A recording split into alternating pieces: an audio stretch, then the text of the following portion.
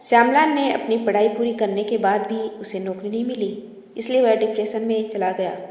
वह अकेले कमरे में रहने लगा। उसके माता पिता ने भी बहुत कोशिश की उसे नौकरी दिलाने की, लेकिन वो भी असफल रहे। एक दिन श्यामलाल के पिता ने उसे अपने कमरे में रोते हुए देखा। उसने अनदेखा किया और रसोई घर में जाकर श्यामलाल को आवाज़ दी। श्यामलाल थोड़ी देर में रसोई घर में आया। श्यामलाल के पिता ने 3 बर्तनों में पानी भरा और तीनों को आग पर रख दिया।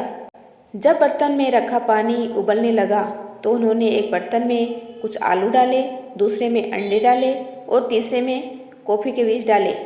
फिर उन्होंने पानी को उबलने दिया। वह अपने बेटे से बिना कोई शब्द कहे चुपचाप बैठ गए। श्यामलाल को प्रतीक्षा करने में मुश्किल हो रही थी और वह सोच रहा था कि उसके पिता क्या कर रहे हैं। 15 मिनट बाद उसके पिता ने गैस बंद की। उन्होंने बर्तन में से आलू निकाले और एक कटोरी में डाल दिए। फिर उन्होंने अंडे निकाले और उसे दूसरी कटोरी में डाल दिए। फिर उन्होंने कॉफ़ी निकाली और एक कप में डाली। अपने बेटे की तरफ देखते हुए उन्होंने उससे पूछा, तुम क्या देख रहे हो? श्यामलाल ने जवाब दिया, आलू, अंडे और कॉफ़ी। फिर पिता ने कहा, थोड़ा करीब से देखो और आलू को छूकर देखो। श्यामलाल पास गया और उसने देखा कि आलू नरम थे। फिर पिता ने उसे अंडा लेकर तोड़ने के लिए कहा। अंडे का छिलका उतारने पर श्यामलाल ने देखा कि अंडा अंदर से पका हुआ था। फिर आखिर में पिता ने उसे कॉफ़ी पीने के लिए कहा।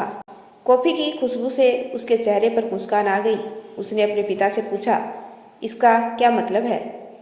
फिर उसके पिता ने बताया कि आलू, अंडे और कॉफ़ी को मैंने एक ही मात्रा में पानी में उबाला, लेकिन तीनों पर उसका प्रभाव अलग अलग हुआ। आलू मजबूत था, लेकिन गर्म पानी में डालकर वह नरम और कमज़ोर हो गया। अंडा पहले नाजुक था और उसकी भारी परत उसका ध्यान रखती है, लेकिन पानी में डालकर वह मजबूत हो गया। लेकिन कॉफ़ी के बीज अनमोल थे। जब उन्हें उबलते हुए पानी में डाला गया तो कुछ नया निकलकर सामने आया। फिर पिता ने अपने बेटे श्यामलाल से पूछा, तुम इनमें से कौन हो?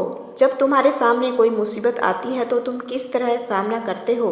क्या तुम आलू हो, अंडा हो या कॉफ़ी के बीज हो? शीर्षक, जिंदगी में सीखना और मुश्किलों को दूर करना चलता रहता है।